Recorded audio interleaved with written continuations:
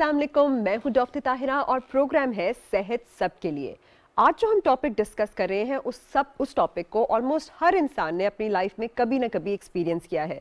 खुदा ना खास्ता कहीं एक्सीडेंट हो जाता है, कोई सर्जरी हो रही होती है, आपके प्यारे की डिलीवरी हो रही होती है और उसके बाद अचानक खून चाहिए होता है। जब खून चाहिए होता है तो खून के लिए लोग जो फैमिली वाले हैं वो भागे भागे इधर से उधर दौड़ रहे होते हैं। उस वक्त वो इतने हेल्पलेस और डेस्परेट होते हैं कि किसी तरह खून मिल जाए और जान बच सके। अब खून जो है वो किस बेसिस पे आप ले सकते हैं, कहां से ले सकते हैं, वो कौन से पैरामीटर्स हैं जिसको आपको देखना बहुत ज़रूरी है और किस तरह आप बाकी सारे लोगों के भी काम आ सकते हैं। ब्लड डोनेशन कितनी इंपॉर्टेंट है, कैसे ब्लड डोनेट कर सकते हैं, कितना फ्रीक्वेंटली कर सकते हैं, कौन लोग कर सकते हैं और उसके फ़वायद क्या हैं, उन सब को भी आज हम डिस्कस करेंगे। और साथ साथ डिस्कस करेंगे बहुत सारे जो ब्लड ट्रांसफ्यूजन को लेकर मसाइल हैं कि आपने किस तरह से ब्लड को ट्रांसफ्यूज कराना है, क्या हर कोई खून लगवा सकता है, लगा सकता है, कब लगा सकता है, क्या कॉम्प्लिकेशंस हो सकती हैं। इनके साथ साथ हम ये भी डिस्कस करेंगे कि खून से रिलेटेड और कौन कौन से मसाइल हैं, चाहे वो एनीमिया हो गया, थैलेसीमिया हो गया, हीमोफीलिया हो गया या बेहद और प्रॉब्लम्स। और इसके लिए आज हमें ज्वाइन किया है, मैं बहुत मशकूर हूं उनकी, क्योंकि वो ना सिर्फ एक ब्रिगेडियर हैं, प्रोफेसर हैं, हेमेटोलॉजिस्ट हैं, डॉक्टर हैं, बल्कि माहिर हैं इन अमराज़े खून की। हेमेटोलॉजिस्ट है, पैथोलॉजिस्ट है, एक्स कमांडेंट रह चुकी हैं AFIT की और ट्रांसफ्यूजन, ब्लड ट्रांसफ्यूजन को लेकर अपनी तरह की वाहिद और बहुत कम है यहाँ पे जो एक्सपर्ट्स हैं जो ब्लड ट्रांसफ्यूजन और ब्लड बैंकिंग के हवाले से US ट्रेंड है। और यहाँ पे उन्होंने AFIT में उनके बहुत ही रिमार्केबल काम रहा और अब वो रिफा यूनिवर्सिटी के साथ प्रोफेसर भी हैं और अपना यूनिट भी चलाती हैं in terms of blood banking and blood transfusion और आगे बच्चों को ट्रेन भी करती हैं इसी रिगार्ड में। So I welcome brigadier professor doctor Nuzhat Mushahid. Thank you so much for joining us today. बहुत ही अच्छा लगा कि आपने वक्त निकाला और आप आई और it is indeed a pleasure for us. तो सबसे पहला सवाल हम ये करते हैं कि ये जब खून हम कहते हैं, खून ब्लड डोनेशन की हम बात करते हैं और फिर हम ब्लड ट्रांसफ्यूजन की बात करते हैं, तो वो कौन कौन सी प्रिकॉशंस हैं या what are the things we need to keep in mind regarding this when we are getting blood और when we are donating blood? देखें जी, दुनिया जहान में जो है वो अभी तक खून का मुतबादल तो कोई सिंथेसाइज नहीं हुआ और ये इंसानों से ही आना है, फ्यूचर में कभी हो जाएगा इंशाल्लाह। तो उसके लिए जब इंसानों से आना है तो इसका मतलब है कि वो ब्लड जो है वो मरीज़ की रिक्वायरमेंट्स पूरी कर सके। और मरीज़ की रिक्वायरमेंट पूरी करने का मतलब ये है कि वो उसमें ना तो कोई बीमारियां हों और उसमें जो अज्जा जिनकी ज़रूरत है उनकी मिकदार पूरी हो। और सबसे बढ़कर ये है कि वो रज़ाकाराना तौर पर दिया गया हो, क्योंकि हम ये समझते हैं, सारी दुनिया के इसके ऊपर कंसेंसस है, WHO एवरीबॉडी, कि जो रज़ाकाराना तौर पे दिया गया खून होता है उसमें जो रज़ाकार होता है वो कोई इन्फॉर्मेशन छुपाता नहीं जब हम उससे बात करते हैं। तो जो उनसे सवालात किए जाते हैं वो उनका जवाब देता है। तो जो खून का अतिया है वो एक सर्विस तो ह्यूमैनिटी की, इंसानियत की है ही है। उसके अलावा इसके अपने हेल्थ बेनिफिट्स भी हैं जिसके ऊपर बड़ा काम हुआ है साइंसी तौर के ऊपर। तो उसमें यह है कि हमारे पाकिस्तान में सालाना जो है वो 30 लाख से 35 लाख खून की यूनिट्स जमा होती हैं। ये इसका मतलब है कि इतनी रिक्वायरमेंट है, मगर इससे रिक्वायरमेंट एक्चुअली ज़्यादा है। और इसमें रज़ाकाराना तौर पर खून देने वाले जो हैं वो 5% से भी कम हैं। अच्छा। जबकि जो डेवलप्ड कंट्रीज़ हैं, जो तरक्की याफ्ता ममालिक हैं, उसमें तकरीबन 1000 में 30 से 31 लोग जो है वो रज़ाकाराना तौर पर ब्लड देते हैं। ठीक है। और हमारी जैसी कंट्रीज़ या जो लो मिडिल और मिडिल इनकम कंट्रीज़ जिनको कहा जाता है, उसमें 6 या 5 के करीब लोग जो हैं वो 1000 में ब्लड देते हैं। तो क्यों, क्या उनको पता नहीं है कि इसके फ़वायद क्या हैं या वो डरते हैं, क्या इशू है? देखें, एक तो पहली बात यह है कि जब भी ब्लड ट्रांसफ्यूजन की जो सर्विसेज होती हैं वो नेशनल लेवल के ऊपर वेल कोऑर्डिनेटेड और वेल मैनेज जब होती हैं, उनका इंफ्रास्ट्रक्चर पूरा का पूरा मौजूद होता है, तो उनका एक बहुत बड़ा काम ये होता है कि लोगों को वो एजुकेट करते हैं, तालीम देते हैं। और ना सिर्फ वो एडल्ट लेवल पे देते हैं बल्कि वो शुरू हो जाते हैं प्राइमरी से हाई स्कूल के ऊपर। सो बाय द टाइम वो 18 साल का होता है कोई लड़का या लड़की, तो उनको बहुत सेंसिटाइज हो चुके होते हैं। उनको पता होता है कि ये ब्लड ट्रांसफ्यूजन जो है एक अच्छा काम है जिसमें जो है ये फ़वायद हैं,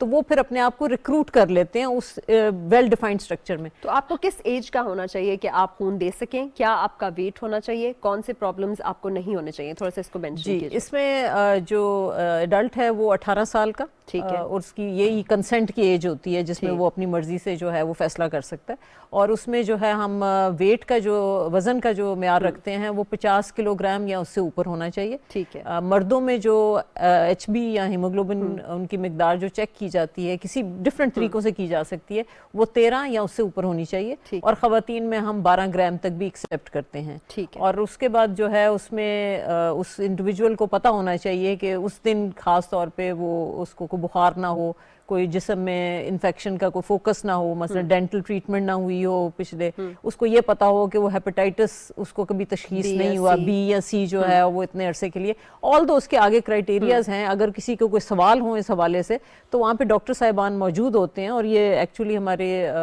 लॉ में है कि आपकी जो ब्लड डोनेशन है उसमें under medical supervision supervisor as a doctor available नहीं दे सकते। जी जी। तो उसमें वजह यह है कि अगर वो कोई उनके सवाल हैं तो वो उसके ऊपर जवाब दिया जा सकता है। और फिर एक सवालनामा दिया जाता है उनको। उस सवालनामे में सारे ये सवाल पूछे जाते हैं कि आपको कोई हेपेटाइटिस तो नहीं है, बुखार तो नहीं है, आप कैसा महसूस कर रहे हैं आज, आपने कोई टैटू तो नहीं करवाया हुआ, फिर उसके बाद इंजेक्शन और डेंटल ट्रीटमेंट कब हुआ है। इस तरह के बहुत सारे मुख्तलिफ सवालात होते हैं जिसकी बेसिस के ऊपर हमारा मकसद ये होता है कि आज के दिन ये जो रज़ाकार है इसकी सेहत का पूरा ख्याल रखा जाए और ये जो ब्लड दे रहा है वो जिसको मिलेगा उसके लिए भी सेहतमंद साबित हो। तो कितना फ्रीक्वेंटली आप खून दे सकते हैं? एवरी 4 मंथ्स, एवरी 3 मंथ्स, किस तरह जी से? इसमें जो अमेरिका है उसमें तो 4 दफ़ा एक्सेप्ट करते हैं, यूरोपियन कंट्रीज में 3 दफ़ा एक्सेप्ट करते हैं। 4 months? जी जी, एवरी 4 मंथ्स। तो हमारे लिए आई थिंक अगर साल में 2 दफ़ा भी कोई दे रहे तो बहुत सारी उसमें बेहतरी है। लेकिन फिजियोलॉजिकली स्पीकिंग इंसान में 3 से 4 महीने में वो पूरा रिकवर हो जाता है पूरा का पूरा। और इसके फवायद में कहा जाता है कि दिल की बीमारियां नहीं होती क्योंकि दिल के जो रगे हैं उनकी फ्लो भी बेटर हो जाती है, पॉलीसाइथीमिया वगैरह वो जो क्लॉग हो जाता है या एथेरोस्क्लेरोसिस डेफिनेटली इसमें इसके ऊपर स्टडीज भी ऑनगोइंग है। लेकिन उन्होंने देखा है कि जो फ्रीक्वेंट डोनर्स हैं वो चूंकि आप समझें कि दिल के ऊपर एक बर्डन कम आ जाता है और फ्रेश ब्लड जो है वो जिसको हम कहते हैं कि वो प्रोड्यूस हो जाता है, तो वो जो है उसके फ़वाइद दिल के हिसाब से किए जाते हैं। प्लस सबसे बढ़कर जो है इसमें एक फुलफिलमेंट और अचीवमेंट होती है, पॉजिटिव मेंटल होता है कि आपने कंट्रीब्यूट किया है पॉजिटिवली और वो आपको एक वेल बीइंग का एहसास देता है। एंड सर्टनली इसमें तो कोई शक नहीं है कि आप जब किसी की दूसरी की मदद करते हैं तो आपको एक अच्छा एहसास होता है। अच्छा, बहुत सारे लोग समझते हैं कि शायद हमें कोई कमज़ोरी हो जाएगी या खून देने के बाद मुझे ये मसला हो गया या नहीं हो गया, तो आप और मैंने तो पढ़ा है कि बहुत ज़्यादा कैंसर्स में भी हेल्प करता है इन टर्म्स के it's a kind of an anti-cancer thing. Is that true or no? नहीं, देखिए कुछ तो चीज़ें एस्टेब्लिश्ड हैं जैसे मैंने बताई है, कुछ चीज़ें जिसके ऊपर ऑनगोइंग रिसर्च हो रही है। These are one of the things के जिसके ऊपर कहें कि जी आप लॉन्ग टर्म स्टडीज होंगी तो पता चलेगा कि कोई इस तरह के फ़वाइद हैं कि नहीं। लेकिन डेफिनेटली इसमें जो है वो हमने जो बताया कि दिल के हवाले से है और जो लोगों को ये कमज़ोरी का है वो उसके लिए भी एक तरीकाकार है। जब एक आप अच्छे सेंटर में जाते हैं तो वो आपको बताते हैं, अच्छे तरीके से लिया जाता है, ब्लड वॉल्यूम जितना निकाला जाता है उसको बड़ा प्रॉपरली कंट्रोल किया जाता है ताकि आप ज़्यादा डोनेशन ना लें, उतना लें जो कि उसके 10% ऑफ द बॉडी वॉल्यूम जितना उसमें खून है उसका 10% से ज़्यादा मिकदार में ना लिया जाए। और उसके बाद जो है उनको जो फ्लूइड इनटेक है उसके बारे में गाइड किया जाता है। तो प्लाज्मा जो वॉल्यूम होता है वो तो जल्दी रिस्टोर हो जाता है विद इन 12 to 24 आवर्स जब आप प्रॉपर एडिक्वेट लेते हैं। और रेड सेल्स जो हैं जो मैंने कहा है कि 2 से 2.5 से 3 महीने में रिकवर हो जाते हैं। तो इसलिए वो जो वीकनेस वाली बात है वो अगर प्रॉपरली तरीके से की जाए और प्रॉपरली इन्फॉर्म्ड हो और अच्छे हीमोग्लोबिन के साथ किया जाए तो ऐसा कुछ नहीं होता। लेकिन ये है कि उसमें जैसे मैंने कहा कि प्रॉपर जगहों के ऊपर जाके उसके ऊपर करना चाहिए। ये तो चले हमने बात की ना कि किस तरह ब्लड डोनेशन की तरफ आप आए, आपको अच्छी फीलिंग भी हो, आपकी अपनी सेहत के लिए भी अच्छा है। ब्लड लेटिंग होती थी पुराने ज़माने में, तो अब it's a very good way, donation भी हो रही है। अब हम आते हैं कि जब हम ब्लड ट्रांसफ्यूजन की तरफ आते हैं अपने किसी प्यारे के लिए या खुद को ब्लड लगा रहे होते हैं, तो वो कौन सी स्क्रीनिंग इंपॉर्टेंट है, कहाँ से लेना इंपॉर्टेंट है, उन्होंने ब्लड को कैसे स्टोर किया, कैसे ट्रांसपोर्ट किया, फिर कैसे लगाया, किस किस चीज़ के लिए स्क्रीन किया, क्रॉस मैच किया, इसकी थोड़ी सी इंपॉर्टेंस बताइए क्योंकि बहुत सारे लोग इसको ट्रेड भी कर रहे होते हैं, व्हिच इज वेरी अनफॉर्चुनेट।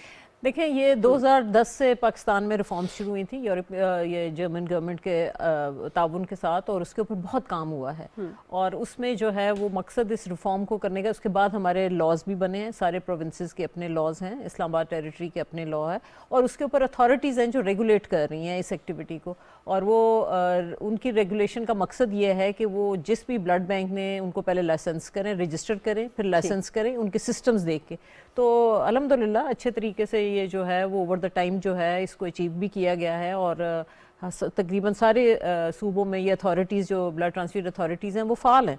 तो जब वो चाहते हैं और कि वो उनके साथ रजिस्टर किए जाए ब्लड बैंक, फिर वो आते हैं, लाइसेंस करते हैं और वो उनकी प्रैक्टिसेस देख के, उनके क्राइटेरियाज़ हैं कि इसके ऊपर आपने किस किस तरीके से जो है वो ब्लड जो कलेक्ट करते हैं उसकी स्क्रीनिंग करनी है। हेपेटाइटिस बी की, सी की, HIV की और सिफिलिस की और मलेरिया की स्क्रीनिंग आपने करनी है। उसका तरीकाकार क्या है, उसके ऊपर फिर वो जो कैटेगरीज बनाते हैं ब्लड बैंक्स की, वो उसके ऊपर बेस करते हैं कि आपके पास कैसे अच्छे सिस्टम्स हैं स्क्रीनिंग के। अब पंजाब ब्लड ट्रांसफ्यूजन अथॉरिटी जैसे हैं, उन्होंने कैटेगरीज की हुई हैं कि वो A+, A, B, C इस तरह करते हैं कि आपका वो तरीकाकार क्या है उसके ऊपर।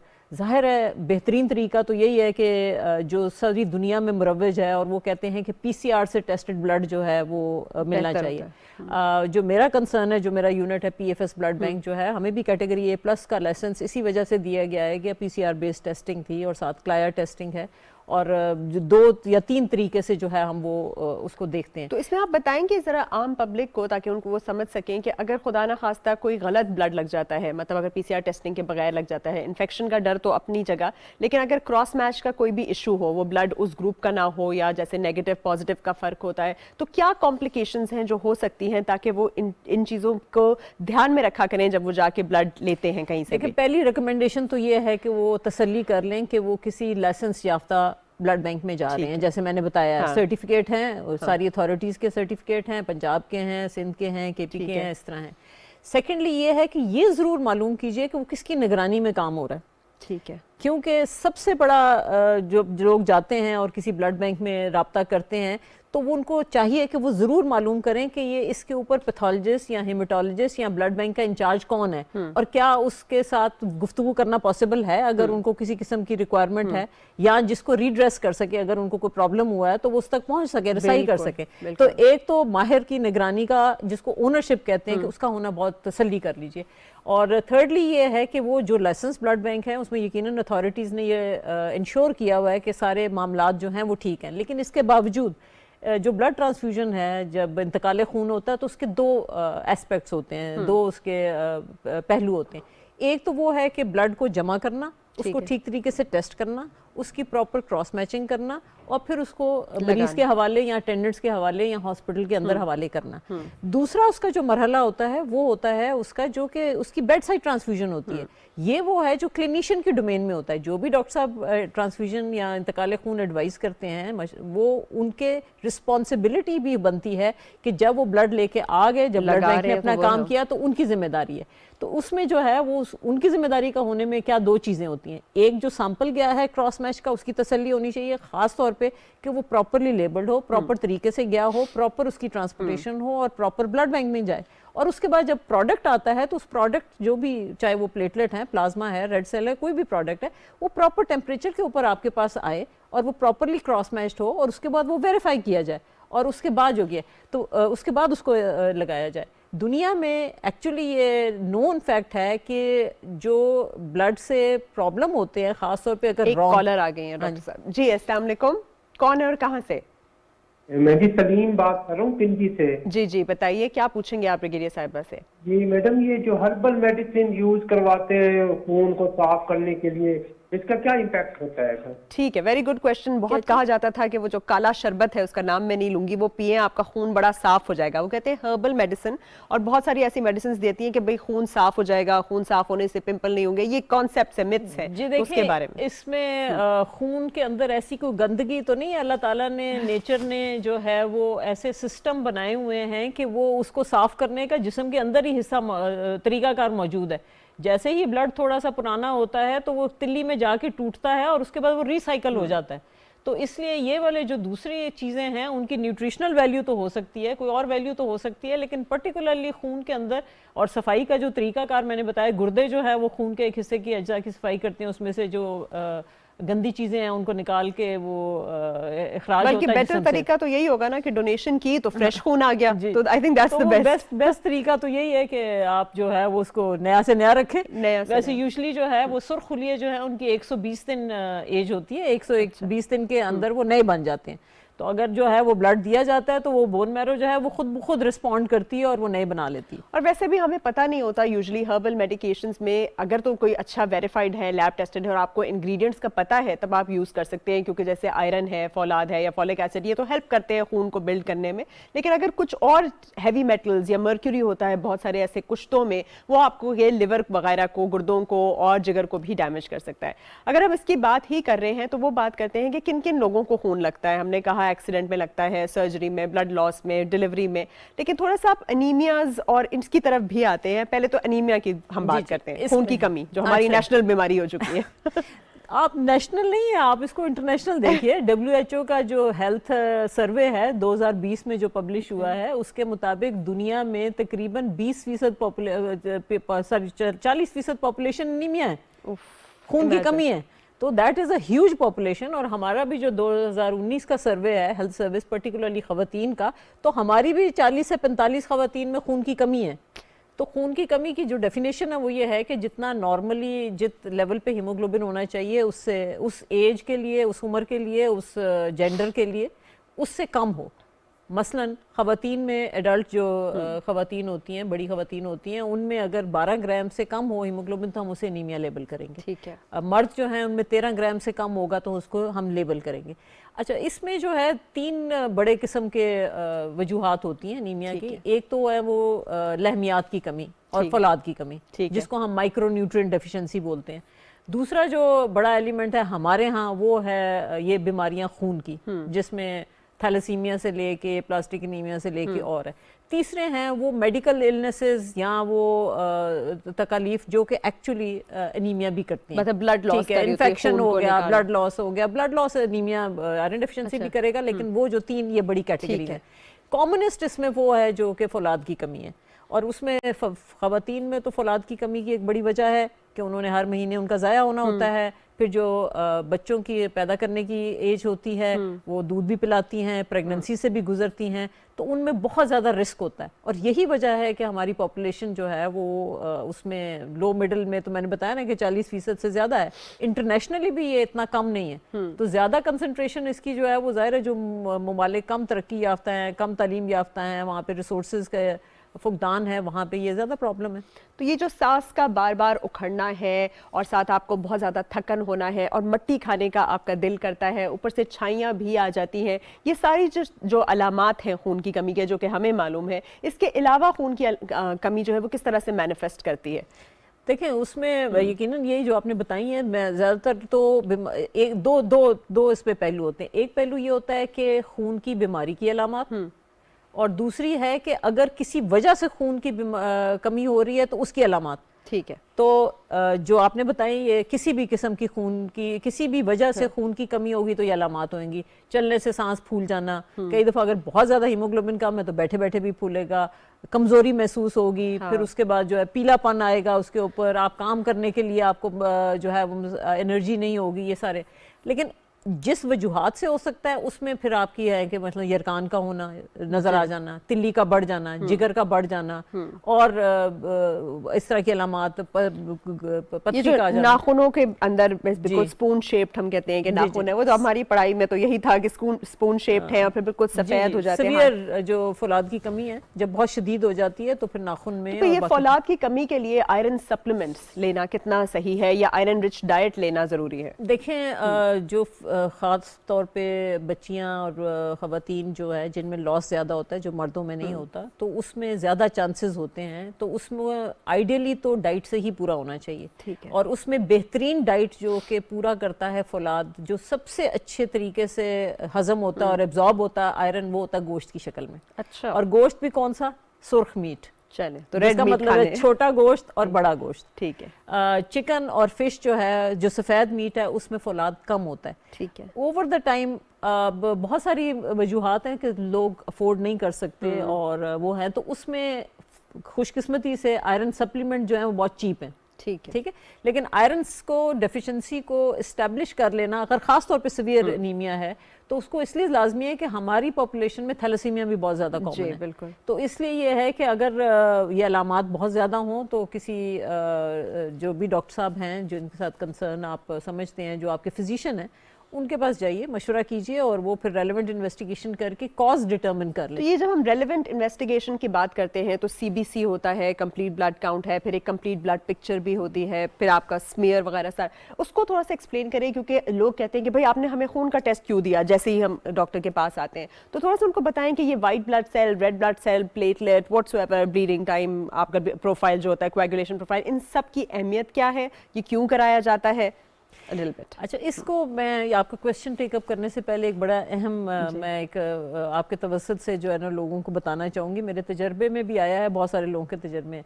देखें, अब ज़माना तो स्पेशलाइजेशन का है, हर किस्म के स्पेशलिस्ट अवेलेबल हैं, हमारी कंट्री में भी अवेलेबल हैं, लेकिन एक चीज़ बड़ी अहम है, वो ये है कि आपका एक प्राइमरी फिजिशियन होना बड़ा ज़रूरी है। Exactly। अच्छा, उस प्राइमरी फिजिशियन वो मेडिकल स्पेशलिस्ट भी हो सकता है, कोई जनरल प्रैक्टिशनर भी हो सकता है, उसके पास जाके आप अपने सारे मामलात को डिस्कस कीजिए और उसके बाद ये उसका प्रोग्रेटिव या उसको ये चाहिए कि वो जिस रेलेवेंट स्पेशलिस्ट के पास, आपको कंसर्न रेफर करता है। स्पेशलिस्ट के साथ आपको भेजे, उसका मशवरा ले और फिर वापस आए। Exactly। क्योंकि मेरे तजर्बे में ये आया है कि वो लोग जो है वो गुर्दे वाले के पास भी जाते हैं, जिगर वाले के पास और भी खुद ही जाते हैं, decide कर लेते वो हैं। भी हाँ खुद डिसाइड, उसको इंटेग्रेट करना होता है। जी। अब ये जो अभी आपने बात की, इसको मैं इसके साथ आगे बढ़ाऊंगी कि जो इन्फॉर्मेशन होती है ना उसके एक मरीज को मैनेज करने के लिए या उसकी तशखीस करने के लिए, उसके लिए डिफरेंट सोर्सेज हैं। जो सबसे अहम सोर्स है वो मरीज की हिस्ट्री और उसका मुआयना है। ठीक है। उसके बाद फिर डायग्नोस्टिक आते हैं जिसमें लेबोरेटरी भी आती है और जिसमें एक्सरे भी आता है और कोई और तरीकाकार भी आ सकता है। डॉक्टर साहब, ये बात आपने फिर जरूर बतानी है कि किस तरह से मुआयना और क्लिनिशियन के साथ, डॉक्टर के साथ गुफ्तगू कितनी जरूरी है, क्योंकि आजकल ये ट्रेंड है कि आप लैब और डायग्नोस्टिक सेंटर जो है वो बहुत ज्यादा एडवर्टाइज कर रहे होते हैं टेस्ट को या प्रोफाइल्स को, लोग जाते हैं और कराते हैं और सोचते हैं कि ये एनालाइजर ने जो निकाला है बड़ा अच्छा है। तो ये बताइए। जी जी, वही मैं बात कर रही हूँ कि जो इन्फॉर्मेशन है, उस इन्फॉर्मेशन, अहम तरीन इन्फॉर्मेशन, मरीज की हिस्ट्री, उससे बात करना, उसके मसाइल सुनना और उसके बाद उसका जो है मुआयना करना, उस इंफॉर्मेशन की बेसिस के ऊपर ही, उसी की बेसिस के ऊपर डिसाइड किया जाता है कि अब मुझे लेबोरेटरी से क्या हेल्प लेनी है। तो ऐसा अभी तक दुनिया में इजाद नहीं हुआ, हो सकता है फ्यूचर में आर्टिफिशियल इंटेलिजेंस से ऐसे हो जाए। फिर भी वो आप नेमो बदल नहीं है, नेमो बदल नहीं है, तो उसमें यह है कि कि कॉल ले लेते हैं फिर आते हैं। सॉरी जी, अस्सलाम वालेकुम। वालेकुम अस्सलाम जी, कौन बोल रहे हैं, कहाँ से? बेटा मैं अब्दुल सलाम बात कर रहा हूँ कराची से। जी बताइए। सवाल मेरा ये है कि ये तो चीज कंफर्म है कि खून देने से दूसरों को बहुत फायदा होता है, मरीजों को, और मुख्तलिफ ऑपरेशन में काम आता है मुख्तलिफ जगहों पे, लेकिन खून देने से अपनी जात के ऊपर इंसान को किस तरह से फायदा होता है, ये बात कंफर्म करनी है। उससे मतलब अपनी जात को क्या फायदा है सेहत के हवाले से। जी, इसके ऊपर बात उन्होंने की है, लेकिन फिर भी हाँ जी, मैं दोबारा दोहरा देती हूँ कि देखें, स्टडीज़ अभी तक जो है वो साइंस जो है वो हमें ये बता रही है कि जब आप बार बार कम से कम साल में 3 या 4 दफ़ा खून देते हैं तो आपका जो दिल है वो ज़्यादा बेहतर तरीके से काम करता है। शायद वो थोड़ा सा खून जो है उसका फ्लो, उसकी जो शरियानों में दौड़ाव है वो बेहतर हो जाता है, वो बेहतर हो जाता है। तो दूसरी बात जो है वो ये है कि ताज़ा खून जो है वो हो रहा होता है। इसके साथ हमने ये भी कहा कि इंसान को खुद बहुत अच्छा महसूस होता है। ये भी एक बड़ा इंपॉर्टेंट चीज़ है कि जब आप कंट्रीब्यूट कर रहे होते हैं सोसाइटी की तरफ, दूसरों की वेलबींग की तरफ, तो आप अच्छा महसूस करते हैं। उसके अलावा और बहुत सारी स्टडीज़ चल रही हैं जिसमें वो लॉन्ग टर्म में देखेंगे कि और क्या फ़ायदे हैं, लेकिन इसमें तो कोई शक नहीं है कि हम लोगों की मदद करके बहुत अच्छा बिल्कुल, जहनी तौर पे भी, जहनी सुकून भी है, खून की रवानी भी बेटर हो रही है, फ्रेश खून भी रीजनरेट हो रहा है, तो ये बहुत सारे फवायद हैं ऑल इन वन। और आप देखिए ना कितना अच्छा है कि आपकी जिंदगी की वजह से किसी और की जिंदगी जो है वो चल भी रही है, तो that is one of the greatest फायदे। अब हम बात जो कर रहे थे कि जैसे क्लिनिशियन जो है वो डिसाइड करता है कि आपके ब्लड, कौन सा ब्लड टेस्ट कराना है और वो किस तरह से रेलेवेंट है। अब थोड़ा सा बताइए, जैसे आरबीसी है जो लाल वाले हैं, रेड ब्लड सेल्स, वो कम हो तो अनीमिया है, फिर उसके साथ कहा जाता है जी फेरेटिन करा लें, ट्रांसफेरिन करा लें, आयरन का मजीद बाइंडिंग कैपेसिटी करा लें। ये सारी चीजें थोड़ा सा एक्सप्लेन कर दें ताकि उनको पता हो कि क्यों इतनी डिटेल में करा रहे हैं जी, या थैलेसीमिया के कौन से हैं। जी, इसमें यह है कि जैसे मैंने कहा कि जब आप किसी प्रॉब्लम के साथ किसी क्लिनिशियन के पास जाएंगे और वो समझता है कि आप में वो खून की कमी का या खून के अंदर कुछ और उनको चीज़ देखनी है, तो वो आपको ब्लड टेस्ट लिखेंगे और अब तो माशाल्लाह से इतनी मॉडर्न हो चुकी है, टेक्नोलॉजी इतनी एडवांस हो चुकी है कि वो एक खून से जो है वो बहुत ढेर सारी इन्फॉर्मेशन आ जाती है। तो ये जो इन्फॉर्मेशन है जो सीबीसी में आती है वो काफ़ी सारी इन्फॉर्मेशन होती है, और उसमें जो बड़ी बड़ी मोटी मोटी इन्फॉर्मेशन है वो तो कुछ क्वांटिटेटिव डाटा होता है, क्वालिटेटिव डाटा। तो क्वांटिटेटिव से मुराद ये है कि आपको हीमोग्लोबिन की मिकदार का पता चलता है, आपको अपने प्लेटलेट्स की मिकदार का पता चलता है, आपको अपने सफ़ेद खुलियों की मिकदार का पता चलता है।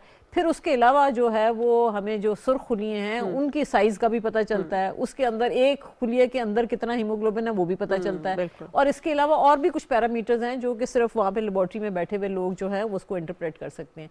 तो ये जो है उसमें जब आते हैं तो उसमें दो बड़ी अहम पहलू होते हैं इसके सीबीसी के।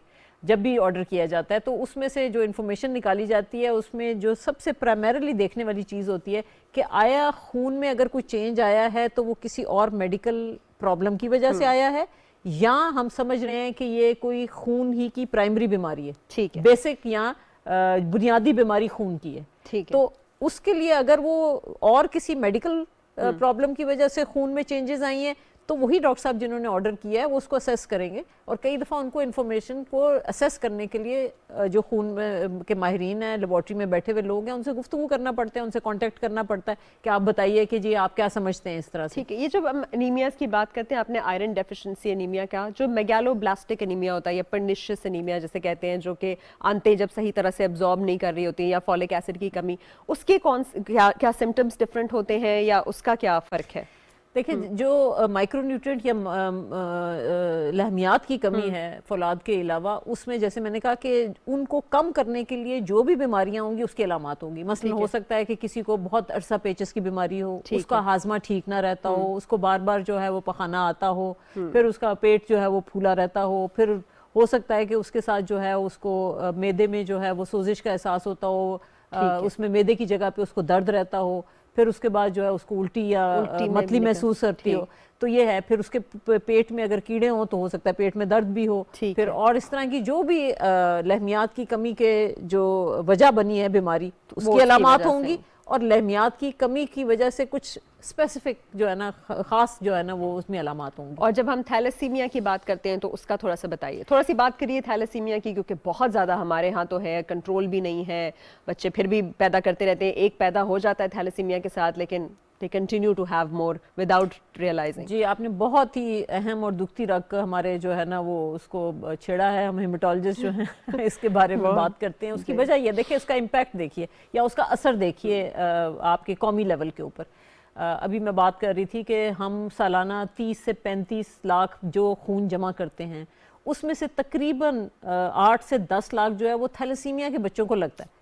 और एक वक्त में हमारी कंट्री में किसी ज़माने में कहा जाता था कि 60-70 हज़ार हैं, लेकिन अब तो लाख से ज़्यादा थैलेसीमिया मेजर के वो बच्चे हैं जिनको हर महीने में 1 या 2 दफ़ा ब्लड लगाना पड़ता है। तो आप ये अंदाज़ा कर सकते हैं कि इस 30-35 लाख में जो है वो 10 लाख का ब्लड जो है वो थैलेसीमिया को जाता है, और इसका इलाज जो है वो तवील, महंगा, बड़ा पेनफुल और तकलीफ देह होता है, और वो हर इंडिविजुअल हर इनफरादी लेवल के ऊपर अपनी जेब से अफोर्ड नहीं कर सकता। तो जब वो नहीं कर सकता तो इसका मतलब ये है कि वो जिस लेवल का इलाज होना चाहिए उसकी फुकदान की वजह से ये बच्चे जो हैं वो अपनी 20वीं सालगिरह भी नहीं देख पाते। बिल्कुल। तो इसका मतलब ये है कि आपका जो बीमारी का बर्डन है वो इतना ज़्यादा है, और उसका जो असर है वो कितने और शोबों में। अगर यही 10 लाख ब्लड जो है वो माएँ जो कि डिलीवरी में मर जाती हैं, या कैंसर के जो मरीज़ हैं, या गुर्दों के मरीज़ हैं, या वो बच्चे जिनको खून की कमी है, उनकी तरफ जाना चाहिए। और ये अच्छी बात है ज़रूर कि जो रज़ाकाराना तौर पे खून है वो बड़ी सारी एनजीओज़ जो थैलेसीमिया के लिए काम कर रही हैं उसके साथ वो उनके साथ जुड़े हुए होते हैं, लेकिन इससे ये है कि वो बाकी शोबे निगलेक्ट हो जाते हैं। बिल्कुल। जिसमें लेकिन लोग थैलेसीमिया को कैसे डिटेक्ट करें? मतलब शादी के वक्त प्रीनेटल स्क्रीनिंग हो, मतलब या शादी के वक्त देखें कि उनके अंदर ये थैलेसीमिया ट्रेट मौजूद है कि नहीं, थैलेसीमिया मेजर और माइनर में कैसे फ़र्क करें? फिर एक बच्चा अगर पैदा हो ही गया है तो उन्हें कैसे काउंसिल किया जाए कि भाई अब आप और बच्चे ना पैदा करें, उनमें में भी थैलेसीमिया जी होगा? देखिए, इसी में जो भी हमने बात की है कि ये तो मैंने इम्पैक्ट बताया कि इतना ह्यूज है, तो इसका कोई और तरीका नहीं है। कोई भी दुनिया की तरक्की से तरक्की याफ्ता मुल्क जो है वो अफोर्ड नहीं कर सकता कि ऐसे बच्चे पैदा होते रहे और उनका इलाज करता रहे। तो इसका एक ही तरीका है और वो ये है कि इसका रोकथाम की जाए, इसकी प्रिवेंशन की जाए। और उसकी प्रिवेंशन करने का जो बेहतरीन तरीका जो अभी तक है, मैं आपको रेफ़र भी कर रही थी, हमारे माशाल्लाह बहुत ही अजीम साइंटिस्ट हैं कंट्री के, जन सुहैब, उन्होंने बड़ा काम किया। पहली दफ़ा उन्होंने हमें बताया कि उन्होंने PhD अपनी जब की कि थैलेसीमिया की कौन सी शक्लें जो है हमारी कंट्री में मौजूद हैं, उनकी जेनेटिक्स क्या है, उनकी जिनियात क्या है। तो उसके ऊपर उन्होंने जो तरीकाकार आगे इससे आगे चल के बताया, उन्होंने कहा जी बेहतरीन तरीका यह है कि जिस ख़ानदान में एक भी थैलेसीमिया बच्चा हो तो उसके पूरा एक्सटेंडेड, पूरा जो आगे तक ख़ानदान है उसको स्क्रीन किया जाए। ठीक है। इसके लिए किया जाए कि उनमें किन में कैरियर है, ट्रेड जिसको बोलते हैं कि कौन कौन कैरियर वाला है, किस किस में थैलेसीमिया माइनर है जो कि वैसे नॉर्मल होते हैं। तो उन्होंने जो अपनी रिसर्च से साबित किया, तो उन्होंने कहा कि अगर हम थैलेसीमिया मेजर जिस खानदान में बच्चे पैदा होते हैं और उस पूरे खानदान में ख़ास तौर पे वो वाले अफराद उस खानदान के जो कि अभी शादी की एज के हैं, तो उनको अगर हम स्क्रीन करें तो उनको वक्त से पहले काउंसिल किया जाए, उनको बताया जाए, समझाया जाए, उनको फैसिलिटी का बताया जाए कि आप में क्या चांसेस हैं कि आपका अगर 2 थैलेसीमिया माइनर इकट्ठे हो जाएंगे तो उसमें थैलेसीमिया मेजर बनने के क्या चांसेस हैं। तो हमारे यहाँ इसलिए भी ज़्यादा है कि हमारी खानदान के अंदर शादी जो है वो 60 to 70% है। इसमें हम बिल्कुल स्वीपिंग स्टेटमेंट या इसके ऊपर कोई हम फतवा नहीं दे सकते कि आप ख़ानदान में शादी ना कीजिए। ये हमारा कल्चर है, हमारी सोसाइटी है, उसके एडवांटेजेस भी हैं। लेकिन हम ये कह रहे हैं कि जब आपके ख़ानदान में थैलेसीमिया मेजर हो, स्क्रीन कीजिए। और इसमें मैं फिर प्रेफरेबल ये बात करूँगी कि मर्दों को तो आप बेशक स्क्रीन कीजिए, क्योंकि वो स्टिग्मेटाइज नहीं होंगे, उसके ऊपर कोई शक शुबा नहीं करेगा और वो करे। हाँ, शादी जिधर भी होती है उसके फ़ौरन बाद खातून की स्क्रीनिंग कीजिए। अगर दोनों में ट्रेट आता है तो फिर आपको ये मालूम होना चाहिए कि वो जो है क्या तरीकाकार है। उसका तरीकाकार ये है कि हमारे यहाँ पंजाब में और अब सिंध में और बाकी कुछ प्राइवेट सेक्टर्स में जिसमें ये जन साहब भी काम करते हैं कि हमारे पास एंटीनेटल डायग्नोसिस की फैसिलिटी मौजूद है। यानी हमल के 16 हफ्ते से पहले आप जो है वो CVS का टेस्ट करवा सकते हैं, जिसमें आपको ये पता चल सकता है कि जो हमल जिस बच्चे के साथ है वो थैलेसीमिया मेजर है या सिर्फ कैरियर है या नॉर्मल है। ठीक है। इसमें मैं वाज़ेह कर दूं कि अगर 2 थैलेसीमिया जो हैं वो आपस में माइनर जो हैं वो शादी करते हैं तो हर प्रेगनेंसी में चांस ये है कि 25% चांस है कि थैलेसीमिया मेजर होगा और 50% चांस है कि वो ट्रेट होगा और 25% चांस है कि वो बिल्कुल नॉर्मल होगा। तो इसमें आप सोच सकते हैं कि 75% चांस है कि वो ठीक ही होगा, लेकिन इसको कर लेना ज़रूरी है। और इसके ऊपर जो इन्फॉर्मेशन रिक्वायर्ड है उसको इन्फॉर्मेशन को जो एक्सपर्ट्स हैं उनसे ज़रूर पूछिए। लेकिन आप देखिए सऊदी अरब में ये मैंडेटरी है, जब एक कपल शादी करने लगता है तो उस निकाह से भी पहले उनको वो फिल करना होता है, निकाह नामे पे ये फिल करना होता है कि इनके अंदर ये ऐसे कोई ट्रेट्स नहीं है जो कि ये अपने बच्चों को पास ऑन कर सकते हैं। हंटिंगटन कोरिया का हो गया आपका, बाकी भी बहुत सारी और मस्कुलर डिस्ट्रोफीज, और हमारे यहाँ तो पूरे पूरे ख़ानदान उससे अफेक्टेड होते हैं कि शायद कोई एक सही पैदा हो जाएगा। तो this was a very very important point. इसी के ऊपर थोड़ा सा एक और टॉपिक पे भी आते हैं जो कि RH इनकम्पैटिबिलिटी है, जिसमें ये नेगेटिव और पॉजिटिव का फ़र्क होता है मियाँ बीवी में, और फिर जो बच्चा होता है वो बिल्कुल ही जॉन्डिस्ड पैदा होता है। उसका भी थोड़ा सा बता दें कि how important is that screening. हमारे यहाँ जो ब्लड ग्रुप्स की डिस्ट्रीब्यूशन है उसमें एक तो कॉमन ग्रुप जो ABO सिस्टम है वो अलग है, जिसके मुताबिक आप A या B या O ग्रुप होते हैं। एक दूसरा भी ब्लड ग्रुप सिस्टम होता है जिसको हम RH सिस्टम बोलते हैं। उसमें जो सबसे अहम इम्पॉर्टेंट जुज़ होता है उसको हम D एंटीजन बोलते हैं। जब D एंटीजन मौजूद नहीं होता तो हम कहते हैं ये RH नेगेटिव है, और अगर मौजूद हो तो RH पॉजिटिव है। हमारे यहाँ फॉर्चुनेटली यूरोपियन पॉपुलेशन के मुकाबले में RH नेगेटिव रिलेटिवली कम है। हमारी 9% 10% पॉपुलेशन है जो कि RH नेगेटिव है। लेकिन इसमें रिस्क क्या होता है, वो अगर RH नेगेटिव खातून की शादी जो है वो RH पॉजिटिव मर्द से हो जाए तो फिर ये होता है कि हर प्रेगनेंसी में नॉर्मली कुछ ना कुछ बच्चे का जो ब्लड है वो माँ के ब्लड के साथ मिक्स होता रहता है।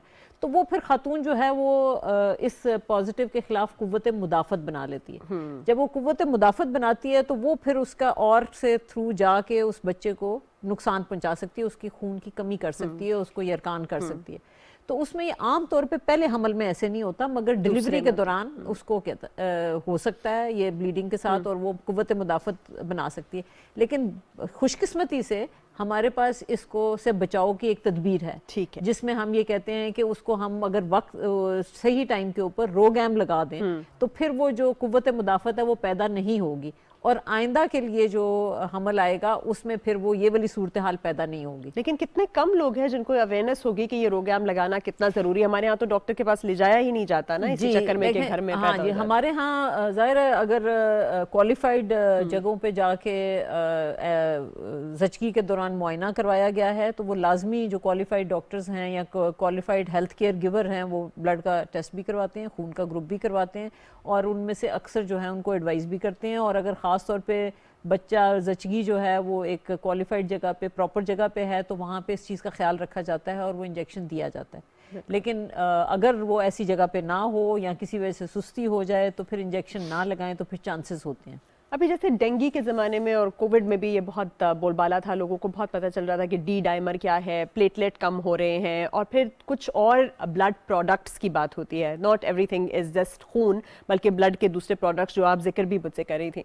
तो थोड़ा सा इनको बताइए कि दूसरे ब्लड प्रोडक्ट्स वो कौन से होते हैं, वो किन सिचुएशंस में लगाए जाते हैं और उनकी क्या इंपॉर्टेंस है। जी, इसमें सबसे ज़्यादा तो मैं बताऊंगी जो प्लेटलेट्स बहुत हाई प्रोफाइल, आपको पता है रीजंस क्यों हो गई हैं, dengue is one of those, I am not referring to anything else. जी, तो उसमें ये है कि प्लेटलेट्स जो हैं ये इनका कम होना ना बहुत ही कॉमन चीज़ है जी, और ये भी मैं आपको बता दूं कि इसकी मिसमैनेजमेंट उससे भी ज़्यादा कॉमन है। हाँ जी, उसके ऊपर जी जी, तो वो उसमें कॉमन की वजह ये है कि लोगों के कॉन्सेप्ट ये होता है कि जो है ये अगर कम हो गए हैं थोड़े से नॉर्मल लिमिट जो हमने लेबॉर्ट्री में लिखी हुई है तो शायद फौरी तौर पे जान को ख़तरा हो गया।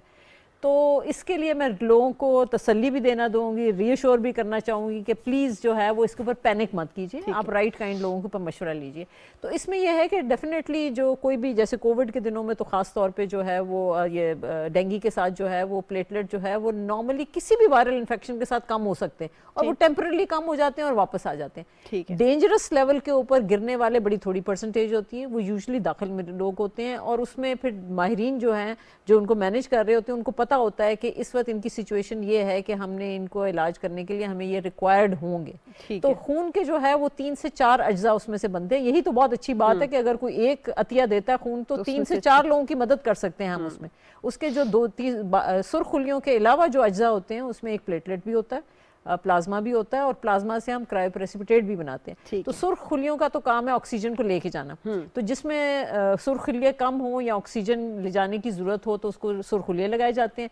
जो प्लेटलेट्स होते हैं इनका काम होता है खून को जमाने का। ठीक है। तो खून को जमाने के 2 मरहले होते हैं, उसमें से जो पहला मरहला होता है उसके लिए आपको प्लेटलेट्स चाहिए होते हैं। तो वो जिनमें जिस तरह के कुछ बीमारियां होती हैं जिसमें प्लेटलेट, और ख़ास तौर पे प्लेटलेट्स की ज़रूरत जो है वो पड़ती है हमें कैंसर के मरीज़ों में, जिसमें खून के कैंसर के मरीज़ और बाकी कैंसर के मरीज़ उनको इलाज के दौरान ये नीचे चले जाते हैं या ट्रांसप्लांट के दौरान जो है वो नीचे चले जाते हैं। तो उस केस में जब तक वो अपना मरीज़ बना के रिकवर नहीं कर लेता तो उनको हमें सपोर्ट करना पड़ता है, उनको ये देने पड़ते हैं प्लेटलेट्स। प्लाज्मा जो है वो उसका दूसरा मरहले में हेल्प करता है कि जिसके अंदर कुछ अज्जा होते हैं जो जाके वो जो प्लेटलेट ने काम किया होता है उसको मजबूत कर देता है। ठीक है। तो इसलिए वो जो है वो किसी और किस्म की बीमारियों के लिए चाहिए होता है। तो ये जो खून जमाने के अज्जा होते हैं इनकी भी ज़रूरत पड़ती है। कई लोगों में खून को जमाने के अज्जा की कमी होती है, ये जिसमें जो हीमोफिलिया और क्लॉटिंग फैक्टर डेफिशिएंसीज है उनका भी थोड़ा सा बताइए। जी, उसमें से जो खून जमाने के अज्जा में से एक जो फैक्टर्स होते हैं उनके नाम है मुख्तलिफ। ठीक है। तो जिसमें फैक्टर 8 भी है, फैक्टर 9 भी है, वॉन विलीब्रांड फैक्टर भी है। तो जब फैक्टर 8 की कमी हो जाती है तो उसे हम हीमोफिलिया ए बोलते हैं, फैक्टर 9 की कमी होती है तो हीमोफिलिया बी बोलते हैं। इसका भी जेनेटिक है सारा जी, का ये सारा? भी मूर्सी होती है लेकिन कुछ परसेंटेज ऐसी होती है जो कि पहली दफ़ा जो है वो म्यूटेशन से हो जाती है, लेकिन ज़्यादातर जो है वो है इसमें फीमेल कैरियर होती हैं, ख़वातीन कैरियर होती हैं क्योंकि ये एक्स उनका जो क्रोमोसोम होता है उससे आता है। और आम तौर पे जिनकी मूर्सी होती है तो मामुओं वगैरह में ये हिस्ट्री होती है। जो फैक्टर 9 है उसमें भी इसी तरह है कि वो जो है वो उनको जमाने की सलाहियत नहीं होती। उसमें यह है कि आइडियली अब तो दुनिया में ऐसे हो गया है कि उन्होंने बहुत ही प्योर कर लिया इन फैक्टर्स को प्लाज्मा से निकाल के, या उन्होंने कुछ और आर्टिफिशियल टेक्निक्स बना ली हैं जिससे ये प्योर फैक्टर्स मौजूद हैं। वो तो आइडियल है, महंगे होते हैं, हम बना नहीं रहे, बाहर से इम्पोर्ट करने पड़ते हैं, उनकी कमी रहती है। लेकिन जो कुछ और फैक्टर्स हैं उनके जो इनको जमाने के लिए जो कुछ मवाद बनाया जाता है प्लाज्मा से उसको क्रायोप्रेसिपिटेट बोला जाता है। और क्रायोप्रेसिपिटेट जो है वो फैक्टर 9, फैक्टर 8 और वॉन विलीब्रांड डिजीज और फाइब्रिनोजन एक और फैक्टर जी। होता है उसकी कमी में वो जमाने, काम ये करता सारे है। के सारे वो हैं जो खून को सही नहीं जमाते और आपको तरह तरह की ब्लीडिंग होती रहती है। ऐसे। तो ऐसे लोगों को नील बार बार पड़ते हैं या खून की उल्टी भी आती है या जी कहीं जी ना कहीं जी। से इसमें blood- ज्यादातर जो फैक्टर फिर इनकी सिवेरिटी पे डिपेंड करता है कि कितनी शिद्दत की बीमारी है। ठीक है। तो फैक्टर जो हीमोफीलिया वाले फैक्टर 8 वाले डेफिशिएंसी वाले होते हैं, बहुत अगर जब शदीद होता है तो वो पहली दफा पता चलता है जब बच्चे की वो खत नहीं करवाते हैं, और ब्लीडिंग खून ही नहीं नहीं रुक रुक रहा। ब्लीडिंग नहीं रुक रही। उसके बाद फिर उनको जोड़ों में भी तकलीफ खून बहता रहता है, बड़े बड़े मसल्स में भी हो जाता है, पेशाब में भी आ सकता है, उल्टी भी आ सकती है। फिर उसके मुसलसल उनको इस फैक्टर की जरूरत होती है। और वो कहीं पे भी कहीं खुदा ना खास्ता कट वट लग जी, जाए, कुछ हो जाए तो इट इज अ उसमें बिग प्रॉब्लम। ये तो हमने सारी बात की ना, क्लॉटिंग फैक्टर्स हो गया, हमारा रेड ब्लड सेल हो गया, प्लेटलेट्स हो गया। अब आते हैं वाइट ब्लड सेल्स जो कि कुव्वत मुदाफियत से रिलेटेड हैं और जिसमें हम टेस्ट करते हैं ESR है या वाइट ब्लड सेल बढ़ा हुआ है तो वही इन्फेक्शन है। लेकिन साथ साथ आपके ल्यूकीमिया और कैंसर्स भी आ जाते हैं वाइट ब्लड सेल से जुड़े हुए। तो थोड़ा सा इसके ऊपर बात कीजिए कि ये वाइट ब्लड सेल्स का क्या है, कौन से कैंसर्स हैं और उसका क्या हल है। जी कि वाइट ब्लड सेल्स की जो है ना मुख्तलिफ टाइप्स होती हैं। उसमें बड़े दो ग्रुप्स जिसको हम कहते हैं ग्रैनुलोसाइट, जिसकी वो शक्ल ऐसी होती है कि उसमें न्यूक्लियस जो उनका होता है वो उसकी लोब्स होती हैं, और दूसरे जो होते हैं जिनको हम लिम्फोसाइट्स बोलते हैं। तो जहाँ पे अल्लाह ताला, और फिर कुछ और हैं अज्जा इसमें मोनोसाइट बोलते हैं उनको, और इन तीन में तीन जो ग्रुप्स हैं बड़े उसमें डिवाइडेड। जहाँ पे अल्लाह ने इनको कोई भी चीज़ बनाई है उसकी बीमारी भी बनाई है, तो दोनों किस्म की हो सकती हैं, या कमी की साइड पे हो सकता है या ज्यादती की साइड पे हो सकता है। कुछ ज्यादती ऐसी चीज़ें होती हैं जो टेम्पररी होती हैं, और जैसे मैंने कहा किसी और मेडिकल इलनेसेस की वजह से, मेडिकल बीमारियों की वजह से होती है। इन्फेक्शंस में आमतौर पे चली जाती है। जो आपकी बैक्टीरिया वाले इन्फेक्शन होती हैं, वो वाले जरासीम जब होते हैं तो उसमें आपके ये वाले न्यूट्रोफिल वगैरह जो है वो ज़्यादा बढ़ जाते हैं। लेकिन जो कुछ वायरल बीमारियां हैं जिसमें लिम्फोसाइट्स बढ़ जाते हैं, और उनकी शक्ल से हमें पता भी हो जाता है कि ये वायरल देखिए अल्लाह मियां किस तरह बात कर रहा है, आपको बता रहा है कि ये बैक्टीरियल वायरल थ्रू दिस, और इतना इंपॉर्टेंट है इसलिए हेमेटोलॉजिस्ट के पास जाके उसको दिखा देना ताकि वो इन्फर करके आपको बता सके खामखा एंटीबायोटिक नहीं लेनी। जी जी बिल्कुल ऐसे ही है। हाँ जी, सीबीसी तो बेहतर है कि इंटरप्रेट ना किया जाए खुद ही, किसी जो भी उनके इंचार्ज डॉक्टर साहब है उनसे कर लिया जाए। हाँ, फिर जहाँ पे ये वाली बेनाइन बीमारियां हैं जो कि कैंसर नहीं होती, उनकी मामलात होते हैं, WBCs को या सफ़ेद खुलियों को इफेक्ट करते हैं, कभी कम कर देते हैं, कभी ज़्यादा कर देते हैं, वहाँ पे इनके कैंसर्स भी हो सकते हैं। ठीक है। तो वो जो कैंसर्स होते हैं उनकी फिर आगे से टाइप होती है। तो ग्रैनुलोसाइट वाला कैंसर भी हो सकता है, लिम्फोसाइट्स वाला भी हो सकता है, मोनोसाइट वाला भी हो सकता है, किसी भी इसमें से जुज़ का जो है वो कैंसर हो सकता है। ठीक है। उसके लिए फिर जो है वो तरीकाकार ये है कि पहले उसका मरीज को देखने से शक शुबा होता है कि इसमें हमें खून के कैंसर का शक है, जो भी डॉक्टर साहब देख रहे हैं। फिर वो जब डायग्नोसिस के लिए पैथोलॉजिस्ट या लेबोरेटरी में भेजते हैं तो वहाँ पे देखने से उनको फिर पता चल जाता है कि वो बता देते हैं कि हमें इसका शक है। उसकी कंफर्मेशन के लिए आगे फिर और तरीकाकार है, जिसमें से एक बड़ा अहम जो टेस्ट किया जाता है वो खून की हड्डी का टेस्ट किया जाता है, मैरो जिसको बोलते हैं, बोन मैरो का टेस्ट किया जाता है। उसकी बेसिस के ऊपर, उस बोन मैरो के ऊपर, ये तो एक क्लिनिकल मटेरियल जो है उसको हम निकाल के देखते हैं, उसके अलावा उसके ऊपर बहुत सारे टेस्ट किए जाते हैं ताकि हम मुकम्मल तौर पे तशखीस कर सकें कि ये कौन सी बीमारी है, किस किस्म का ब्लड कैंसर है, क्या उसकी टाइप है। और उसके बाद जो है उसी के ऊपर वो जो है, आप इतनी तरक्की हो चुकी है टेक्नोलॉजी से और बहुत सारे और साइंटिफिक डिस्कवरी से कि आप उसके ऊपर मॉलिक्यूलर टेस्ट भी करते हैं देखने के लिए कि ये किस टाइप का है और इसका आगे से इलाज जो है वो किस किस्म का होना चाहिए और इलाज को रिस्पांस किस किस्म का आएगा। तो जब हम बात करते हैं जैसे ल्यूकीमिया की तो या लिम्फोमास की, तो वो कौन से कॉमन सिम्टम्स होते हैं जो patients with leukaemia, how would they know कि हाँ it could be a blood cancer, what do they look for? हाँ जी, उसमें खून की कमी वाक़या हो जाना, यानी उसमें उनका रंग जो है वो पेल हो जाएगा, बुखार का आ जाना, बच्चों में जोड़ों का दर्द भी शुरू हो जाता है, पेट में तिल्ली बढ़ जाती है, गदूद बढ़ जाते हैं, गले में गदूद बढ़ सकते हैं, बगल में गदूद बढ़ सकते हैं, जो लिम्फ नोड्स जिनको हम बोलते हैं, इनका बढ़ जाए। फिर वजन का कम होना, बुखार का होना, और कई दफ़ा ठंडे पसीनों का रात को आना, ये सारी अलामात हैं कि जो आपको शक डालती हैं कि ये या तो लिम्फ नोड की बीमारी है या कैंसर की तरफ। खारिश भी होती है उन्हें, एक जनरलाइज्ड किस्म की खारिश जो ठीक नहीं हो रही होती है, राइट? मोस्ट पेशेंट्स वो डर्मेटोलॉजिस्ट के पास तब इसीलिए आते हैं कि भाई ये खारिश है, ठीक नहीं हो रही, क्रीमें लगा के अपने आप को खराब कर चुके वो भी रेयर किस्म के उसमें होता है, उसमें भी काफ़ी होता है। तो जब हम ट्रीटमेंट्स की बात आते हैं और आपने कहा कि बोन मैरो ट्रांसप्लांट, तो हमारे यहाँ बोन मैरो ट्रांसप्लांट भी मेरे ख्याल है आपके इदारे में तो सबसे पहले इनिशिएट हुआ था और बहुत अच्छा होता है। तो how safe is that and how good is that? और अगर किसी को सजेस्ट किया जाता है तो उन लोगों को करा लेना चाहिए, इसके ऊपर भी थोड़ा बताएं। देखिए, मुनहसर है उसके ऊपर कि बीमारी किस किस्म की है, और उसके बाद जो है वो इसमें कोई शक नहीं है कि ये इंतहाई महंगा इलाज है। जी।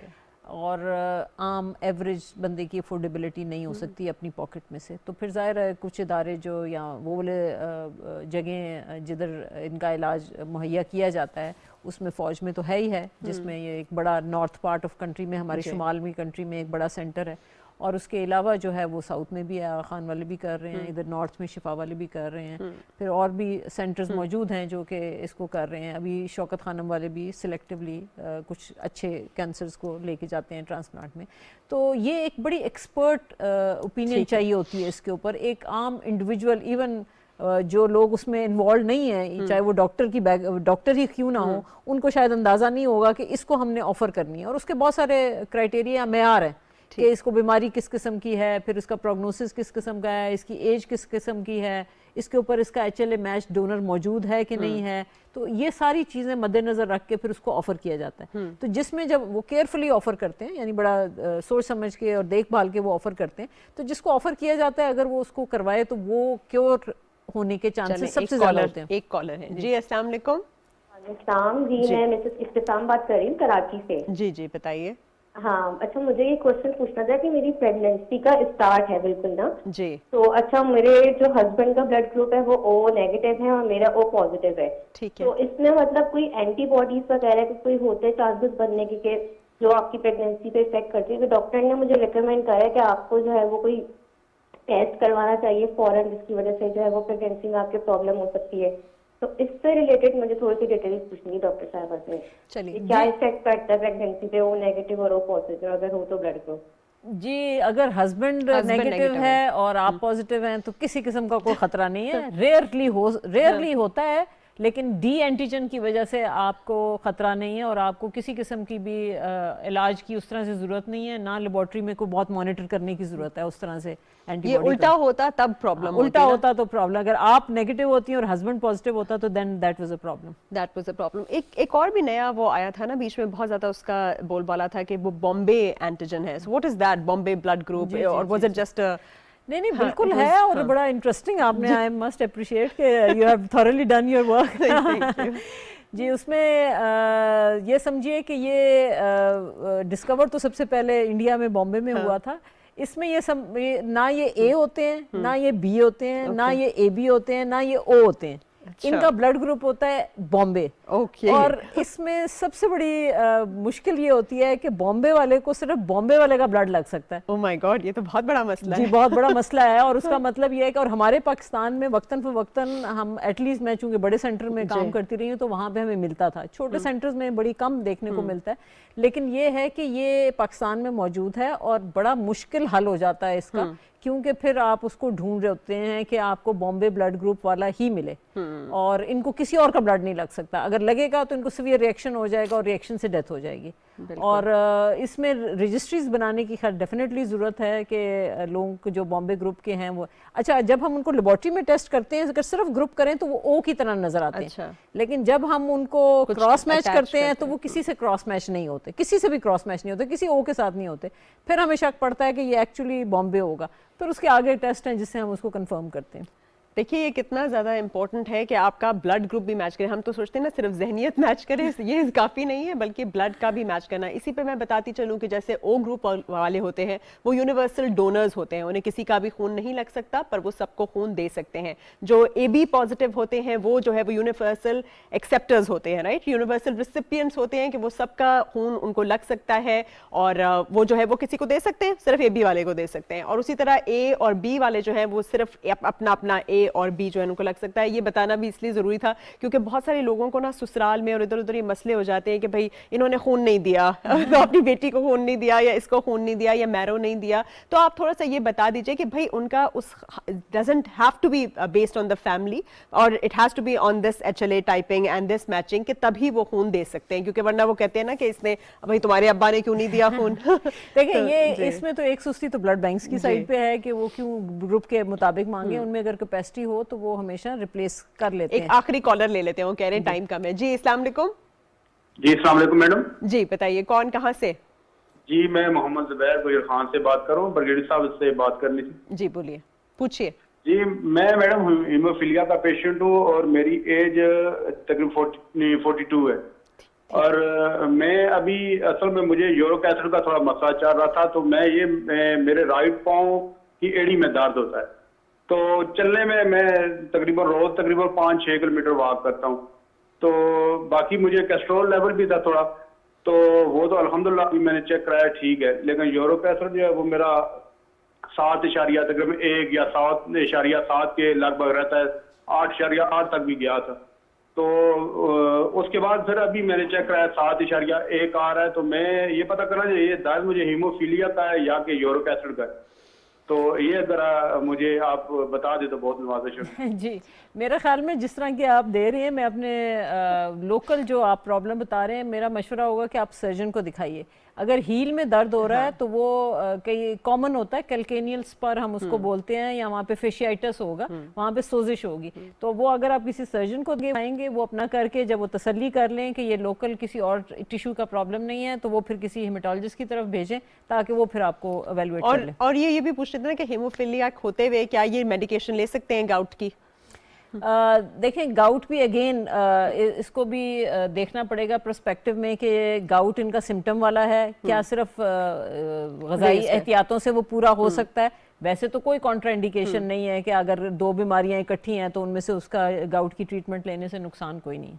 तो वेरी गुड, देख लीजिए, इसलिए हर चीज़ को उसी से लिंक मत कीजिए। हो सकता है आपको अनीमिया हो, हीमोफीलिया हो, लेकिन मसाइल कोई और कुछ और भी प्रेजेंट करे। तो इसलिए डॉक्टर साहिबा ने बात बहुत ही अच्छी की थी। Even being a super specialist, उन्होंने आपको सजेस्ट किया कि सबसे पहले आप अपने फैमिली फिजिशियन के पास जाइए, उनको आपकी हिस्ट्री भी पता होगी, उनको एक्सप्लेन कीजिए, वो मुआयना करके डिसाइड करेंगे कि आपको किस स्पेशलिस्ट के पास रेफर करना है। मैं बहुत बहुत मशकूर हूँ ब्रिगेडियर साहिबा की। ब्रिगेडियर भी हैं, प्रोफेसर भी हैं, डॉक्टर भी हैं, हेमाटोलॉजिस्ट हैं, और इतना स्पेसिफिक काम करी है ब्लड ट्रांसफ्यूजन और बैंकिंग को लेकर। Thank you so much for joining us today and thank you for watching our show. बहुत बहुत शुक्रिया। इंशाल्लाह अगले हफ्ते फिर मुलाकात होगी। अल्लाह हाफिज।